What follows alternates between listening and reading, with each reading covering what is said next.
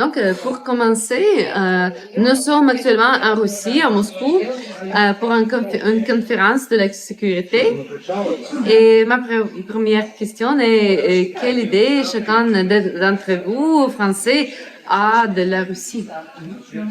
Ah, je réponds. Le premier. Après, Ah oui.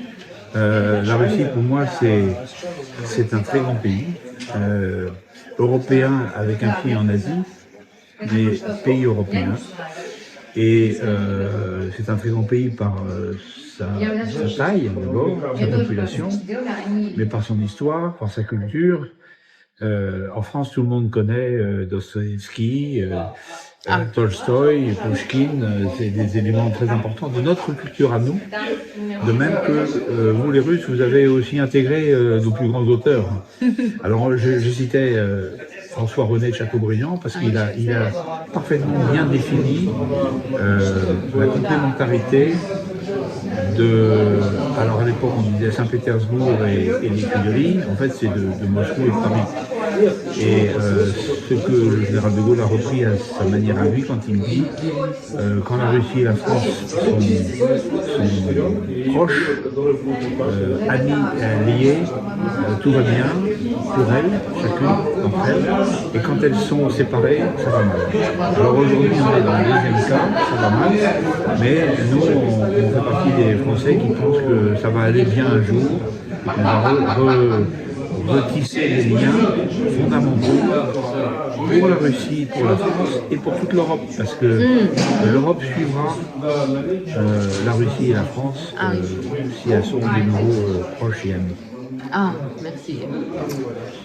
Je dirais que la France et la Russie, c'est déjà une histoire commune dans l'histoire longue. On a eu les premiers bataillons expéditionnaires de Russie qui sont venus aider en France au moment de la Première Guerre mondiale. Et donc on a des cimetières russes en France, des bataillons expéditionnaires qui sont venus nous soutenir dans la Première Guerre mondiale. Ensuite, évidemment, dans la Seconde Guerre mondiale, dans le combat contre le fascisme, non seulement la Russie a été un allié, mais même le premier allié, parce que c'est eux qui ont perdu plus de 15 millions, 20 millions, 26 millions selon les chiffres de soldats au combat contre le nazisme et qui ont, avec la France à l'époque, on le sait, le bataillon le plus symbolique, c'est le bataillon Normandie-Yémen. Ah oui. L'escadrille. Le régiment de chasse, si vous voulez, où les Français et les Russes ont combattu ensemble à Smolensk, à Yémen, et ont lutté contre le nazisme. Donc c'est déjà une histoire très longue d'histoire commune. On sait que la Russie parlait français à l'époque aristocratique.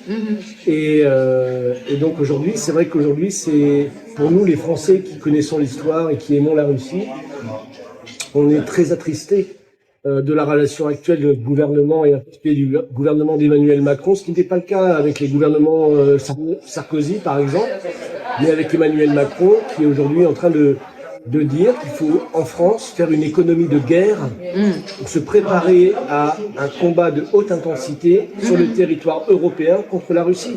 Donc aujourd'hui, évidemment, nous en tant que Français, on s'oppose à cela de par l'histoire de notre pays. Monsieur Macron ne connaît pas l'histoire de son pays. Le général de Gaulle a reconnu la Chine populaire, a reconnu la Russie comme un allié historique. D'ailleurs, il ne voulait jamais participer au débarquement de Normandie, car il considérait que ce n'était pas les Américains qui avaient sauvé la France, mais c'était les Russes. Et aujourd'hui, cette histoire a été perdue.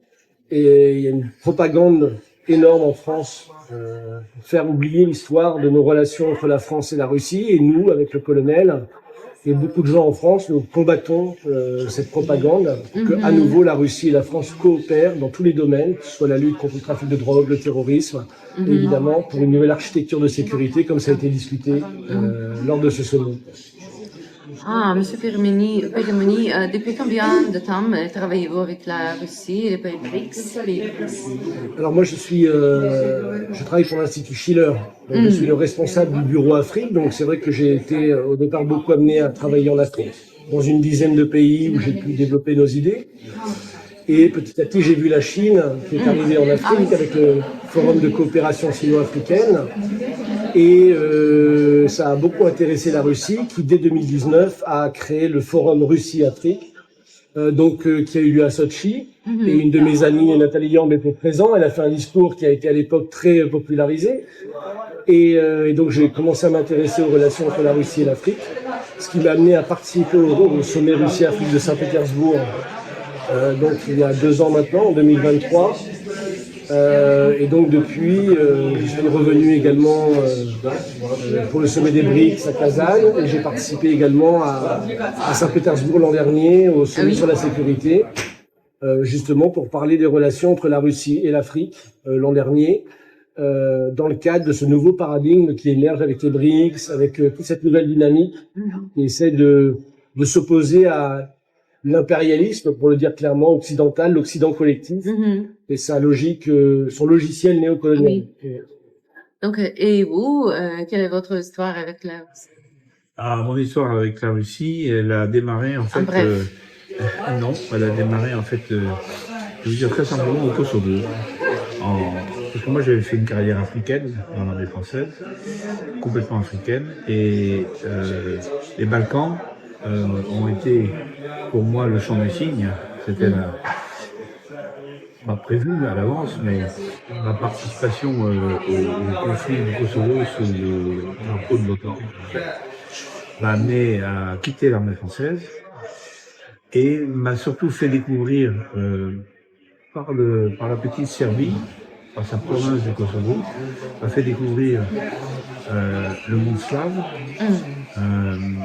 le monde orthodoxe, et comme mes aventures au Kosovo m'avaient mis dans les bras de l'église orthodoxe serbe, l'église orthodoxe serbe m'a mis dans les bras de l'église orthodoxe russe.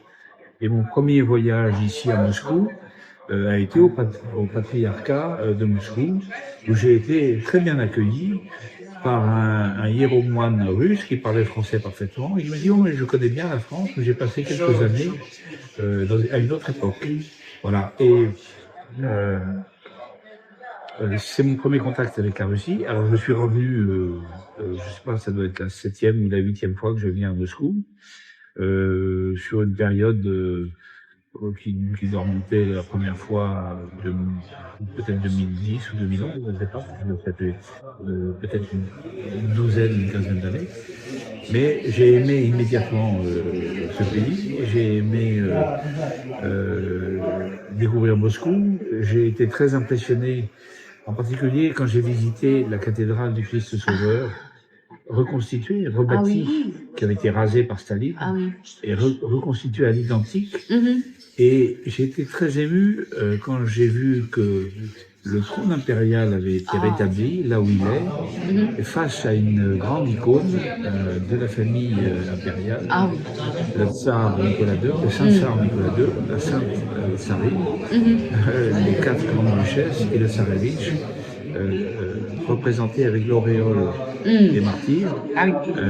Et ça m'a immédiatement amené à me dire que le président Poutine était un grand homme d'État, qui savait réconcilier l'ancienne Russie et la nouvelle Russie, qui savait réconcilier finalement les victimes de la révolution de 1917 avec les victimes de la Grande Guerre patriotique, qui savait intégrer tout ça dans une même histoire, une même nation, un même peuple.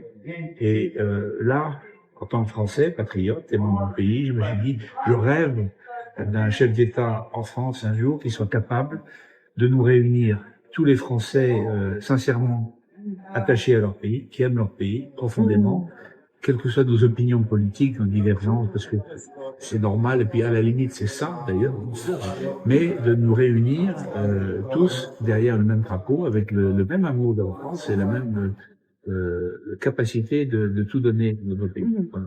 Donc ça c'est comme ça que j'ai découvert la Russie, et c'est pour ça que je suis très attaché à la Russie. Cet événement, ici, la conférence de la sécurité, peut-être quelques mots sur cet événement. Oui, toi? Oui, bah, C'est un événement, je pense, moi, qui est devenu incontournable au niveau international, et je suis très triste, d'ailleurs, que mon gouvernement et que la plupart des gouvernements européens aient refusé de participer, parce que on voit qu'aujourd'hui, ce qui se passe ici, c'est ce qu'on appelle la majorité mondiale. Il y a 130 pays qui sont représentés. On l'a vu au sommet des BRICS également, qui représentent plus de 60% de la population, 50% du PIB mondial. Ici, on avait 130 pays qui représentent cette même majorité mondiale, qui veut discuter justement des défis auxquels le monde fait face, ce soit mettre fin à la situation en Ukraine. D'ailleurs, il y avait une délégation américaine qui était présente. Intéressant. Ah oui. À souligner. Alors que la France et les pays européens n'ont pas accepté de participer. Et donc on voit ici que c'est ici que se bâtit la paix aujourd'hui, et pas en Europe. Donc ça me rend assez triste. Et sur l'événement, c'était simplement passionnant, parce qu'on voit des gens qui sont engagés dans chacun des pays à très haut niveau de responsabilité, totalement conscients des enjeux à venir dans l'histoire, et qui souhaitent justement un nouveau paradigme, sortir de ces 500 ans d'esclavagisme, impérialisme, colonialisme, néocolonialisme qu'on a connu, et de cet état profond qui contrôle l'Europe depuis une cinquantaine d'années avec le dollar.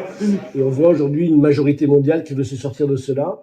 Et en ce sens, c'est un événement qui est devenu incontournable, et je pense que, et je l'espère, la France y participera l'année prochaine. De manière peut-être plus officielle encore, mais on peut l'espérer. Non, mais je suis tout à fait d'accord avec ce qui vient d'être dit. Simplement, je pense que c'est un espace de véritable, au sens noble du terme, de véritable diplomatie. Et là où je partage complètement l'avis de Sébastien à l'instant, c'est que nos pays, malheureusement la France, l'Allemagne, la Grande-Bretagne, ont choisi le parti de la guerre contre le parti de la paix et de la diplomatie. La diplomatie, c'est fait justement pour discuter avec ceux avec lesquels on n'est pas forcément d'accord. C'est ça, l'art de la diplomatie. Donc, on tourne le dos à la diplomatie pour aller vers la guerre, et ça me paraît criminel. Voilà. Je pense qu'on n'a pas le droit. Moi, je peux le dire en tant que soldat, parce que quand on a passé 26 années dans l'armée française, toutes sortes de situations compliquées, de crises, d'interventions, de guerres, de conflits, je pense que je suis habilité à dire que la diplomatie, c'est mieux que la guerre. Voilà. Donc, je regrette beaucoup l'attitude négative, et plus que ça, agressive de nos gouvernements européens aujourd'hui. Donc, mon dernière question, peut-être quel est le message spécifique que l'Europe, les amis de Russie, peut adresser à la Russie maintenant, à septembre? Je dirais que dans les provocations multiples qui sont faites par les pays d'Europe de l'Ouest, principalement la France, la Grande-Bretagne, l'Allemagne, aussi les pays baltes, mais ça c'est anecdotique. Je pense que on ne peut que souhaiter une chose, c'est et que ça continue, c'est la maîtrise, la prudence au sens le plus noble du terme, des autorités russes et du président Poutine en particulier, qui n'est pas un va-t-en-guerre, qui a été contraint à cette guerre en Ukraine, alors qu'il avait prévenu depuis 10 ans auparavant que ça allait arriver si on poursuivait dans la voie qui avait été prise. Il avait dit, je crois que ça doit être en 2016 ou 2017, ce n'est pas nous qui allons vers l'OTAN, c'est l'OTAN qui vient vers nous, qui pousse de manière irrésistible vers nos frontières. C'est ce qui s'est passé. L'OTAN a continué à grossir en avalant des petits pays comme le Monténégro, ça n'avait aucun sens, et d'autres pays plus récemment qui étaient neutres et qui avaient fait de leur neutralité une force et un sauf-conduit. Eh bien, on voit bien que l'OTAN est une machine de guerre agressive qui voulait cette guerre. Alors, je pense que cette guerre, elle est perdue aujourd'hui en Ukraine, militairement. Maintenant, il faut la gagner politiquement. Et il faut la gagner sur la base d'une paix juste. Moi, je fais confiance aux autorités russes parce que, en fait, il s'agit d'une du droit des peuples à disposer d'eux-mêmes, en fait.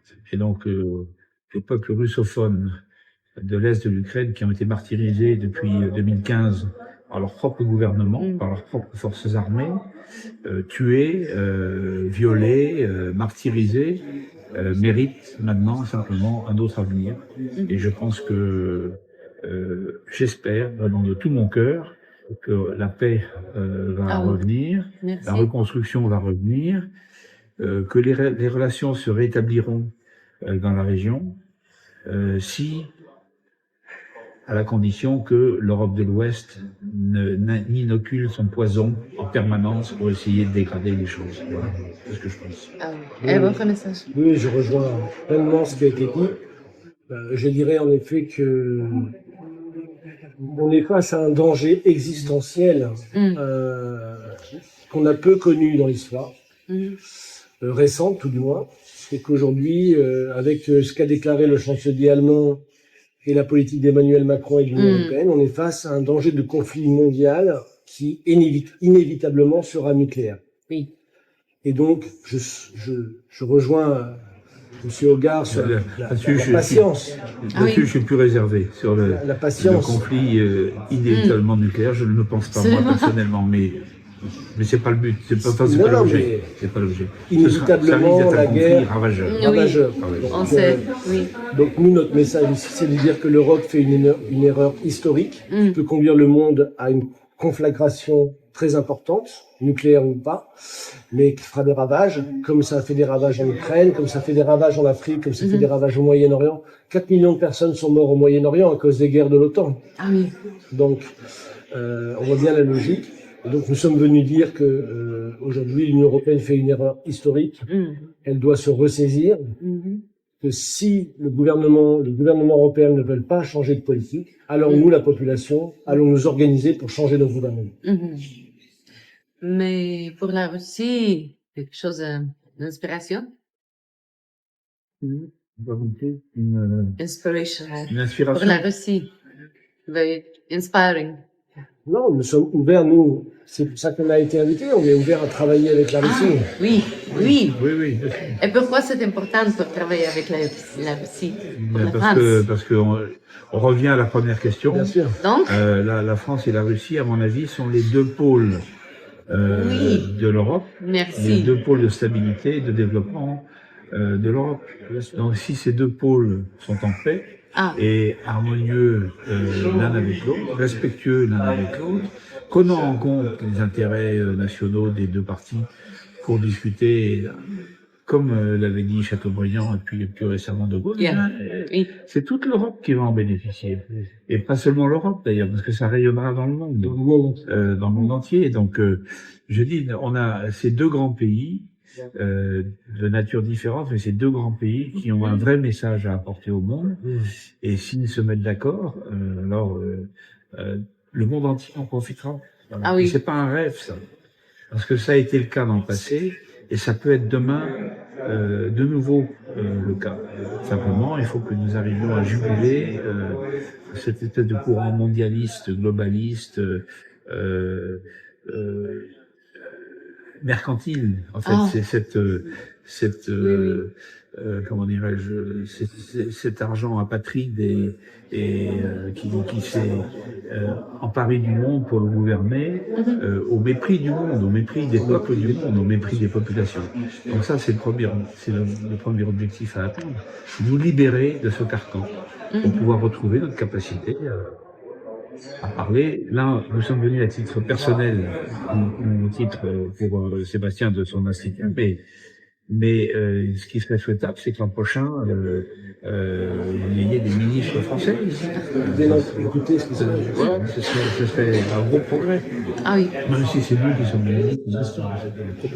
Il faut revenir à ce que De Gaulle appelait l'entente, la détente et la coopération. Exactement. Merci. Le discours de 66. Merci. Merci. Merci Voilà. à vous. Merci. Merci. This was a nice improvisation. Oui, c'était un Very good. Non, excellent.